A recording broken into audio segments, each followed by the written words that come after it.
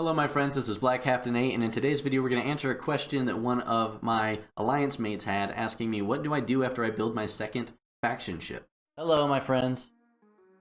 Live long and prosper. Okay, so the first thing we should do is define what we mean by second faction ship. I think what he means is tier 2. That means your Ops 28 capable faction ships that you get. For me it was the BORTAS because I went Klingon. Now of course you get your tier 1 ships that you can build at Ops 26. There's a lot of conventional wisdom that says just skip those ships. You can uncomfortably, but you can get through the game for a decent way without that. And then once you build these ships, these tier 2, these ones that are available at Ops 28, Shipyard 28 technically, ships, then the game really opens up for you. So the very first thing I would say to do once you've built one of these Ops 28, really Shipyard 28 ships, these tier 2 as they're called, faction ships, that would be your BORTAS and your SALADIN are really the best ones to go for, but that also includes your CENTURION. So the BORTAS is great for PvE, the SALADIN is great for PvP. Really, if you've been saving well up to this point and you've been picking up your G3 materials, which we did a video on that just not long ago, if you have enough resources, then you can dump into both of these ships at once. Otherwise, I'd prioritize one or the other, depending on if you're more PvP or PvE focused. But get that thing up to at least tier 4 or 5 as fast as possible, because no ship's really that good until you have enough officer slots, until you've leveled it up enough to actually kind of get into the ship a little bit. Once you get to tier 4 or tier 5, you can actually start using this to do a lot of stuff. So once you've hit that tier 4, tier 5 area with your ships, your SALADIN, your BORTAS especially, then what you can do is take that baby out and start playing with it. Really enjoy the game a bunch. Your hard work is paid off. However, you'd still want to make sure that you are pouring as much into those ships as you can, and go clean up a bunch of missions that you have, especially boss missions. That's a lot easier for you now once you've built these ships and have them around this level. I would really kind of hit the pause button on your gameplay and stay here as soon as you got these ships built right at Ops 28. Maybe go to Ops 29 because your daily missions should stay, about the same difficulty, because those increase about every 2 Ops levels that you get. So from 28 you could go up to 29 if you really felt like it, but then there might be this push in you to go up to 30. Really, I'd stay about 28. Build these ships as much as you can, and make sure that you are staying current with everything in the game. Make sure you're able to hit all your daily missions, but really build up everything as much as you can before you upgrade that ops center, and make sure that you're getting your research, and then work on your officers and your missions. Those are the big things that I would tell you to do once you build these tier 2 ships.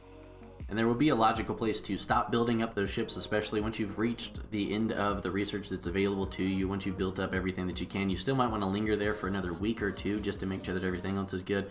But once you get your ships to about tier 7 or tier 8, then you're really golden for a while. You can start, hopefully you've been staying at that level for long enough that you've been able to pick up one of these bad boys like a 𝗂𝗂𝗏 and start working on that, since it's going to compete with your SALADIN on your crystal. You're also going to want to make sure that you don't neglect that Horizon that you should have picked up pretty quickly. That's also going to compete with your SALADIN. However, that SALADIN being a big beefy tank with that big gun on it is going to make your gameplay a lot more fun. When somebody makes you mad, you've got something to go do about it. When you're in wars, you've got that ship to go hang out and blow people up. It's a really fantastic ship, and the BORTAS is kind of the opposite. It is for your PvE. I can take that thing out and grind hostiles all day long.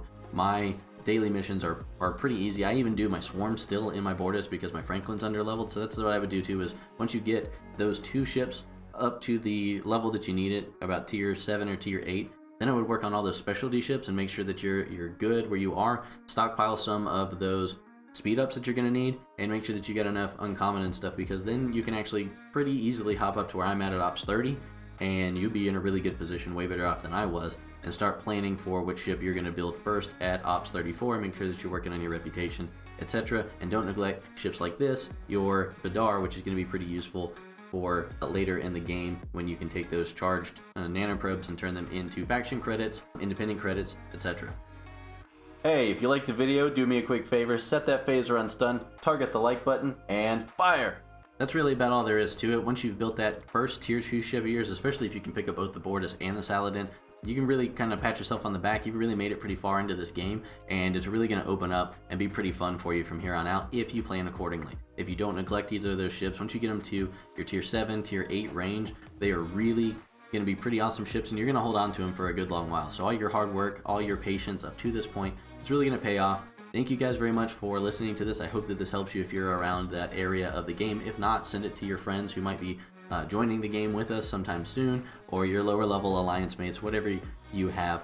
help those guys out, because a lot of us don't know this, especially on newer servers. I'm on US 062 Duris, and I am not by any means on the newest server that's out there. So especially on people that are on 63 and higher numbers, then you might really take some of this to heart and be way ahead of your competition. That's about all that I have though. Thank you guys for watching. As always, live long and prosper. We'll catch you next time.